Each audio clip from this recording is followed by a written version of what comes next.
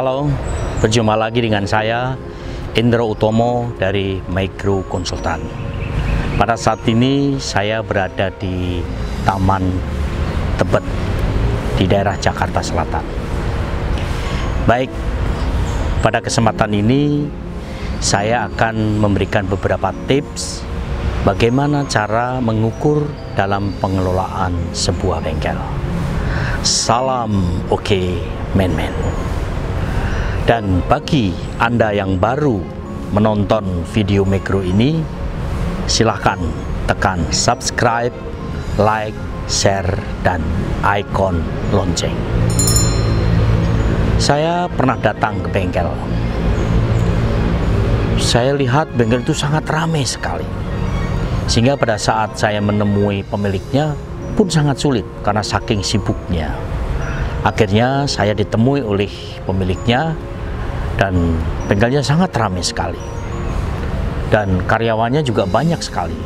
Kalau menurut saya ini suatu bengkel yang cukup besar bagi ukuran sebuah bengkel umum. Nah, yang menariknya dalam acara ini atau cerita ini, ternyata bengkel yang ramai itu awalnya itu yang mempunyai ide adalah sang ibu. Ya, jadi sang ibu memulai usaha bengkel, akhirnya bengkel itu ramai. Nah, setelah bengkel ramai, barulah sang bapak ikut membantu di dalam operasional bengkel tersebut.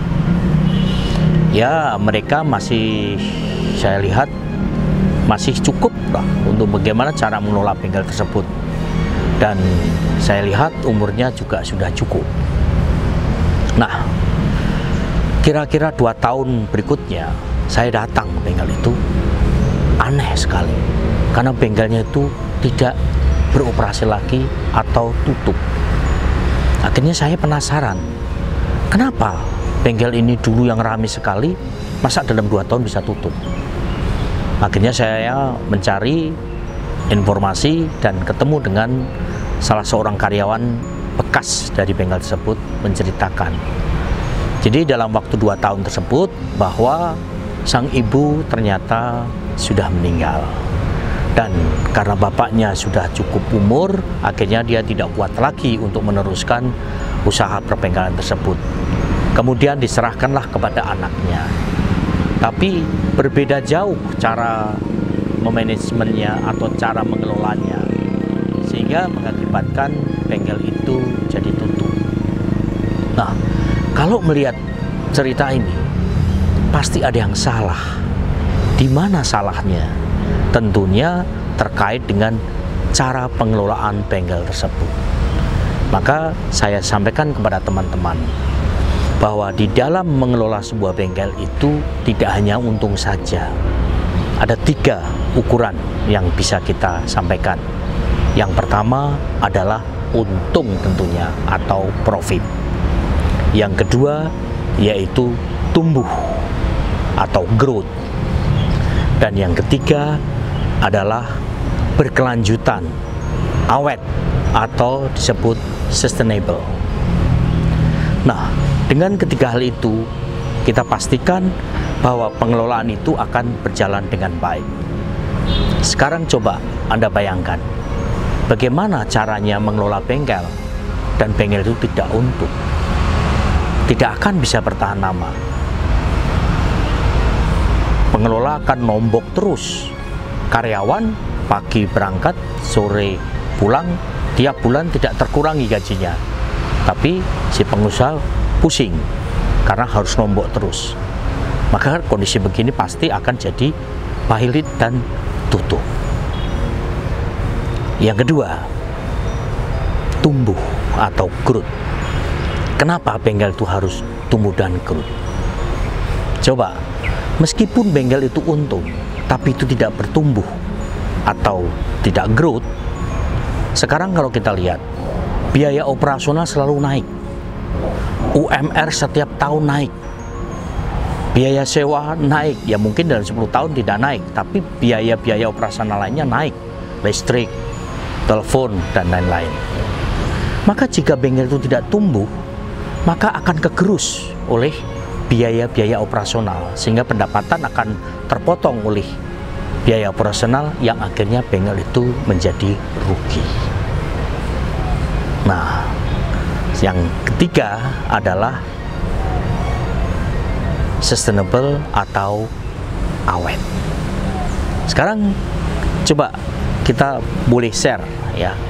Artinya dengan adanya kita mengelola bengkel tersebut, selain profit, tumbuh dan berkelanjutan. Kenapa itu diperlukan keberlanjutan?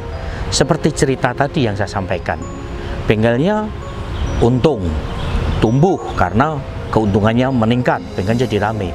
Tetapi karena tidak dipersiapkan untuk pengelolaan berikutnya, akhirnya jadi tidak awet dan tidak berkelanjutan. Nah, itulah ada beberapa yang bisa kita sampaikan, beberapa tip-tip untuk pengelolaan Anda. Nah, sekarang kalau bengkel situasinya seperti ini, coba Anda masuk di dalam mana? Di dalam bengkel mana? Yang nomor satu, bengkelnya rugi, ya, tetap beroperasi. Bengkelnya rugi, tapi cabangnya di mana-mana. Memang bisa berjalan, tapi itu tidak akan tahan lama. Yang ketiga, bengkelnya untung, tapi tidak tumbuh, dan pasti jadi tidak awet. Bengkelnya untung, tumbuh, tapi tidak awet, seperti yang cerita tadi. Bengkelnya untung, tumbuh, dan awet.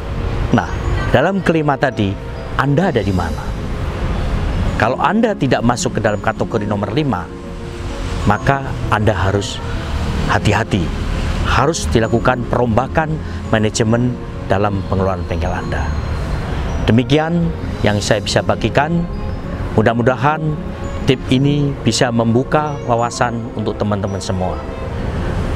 Dan ikuti terus video-video berikutnya dari Meggrow, karena berikutnya kami akan memberikan beberapa tip yang sangat menarik bagaimana cara mengelola bisnis Anda untung, tumbuh, dan berkelanjutan.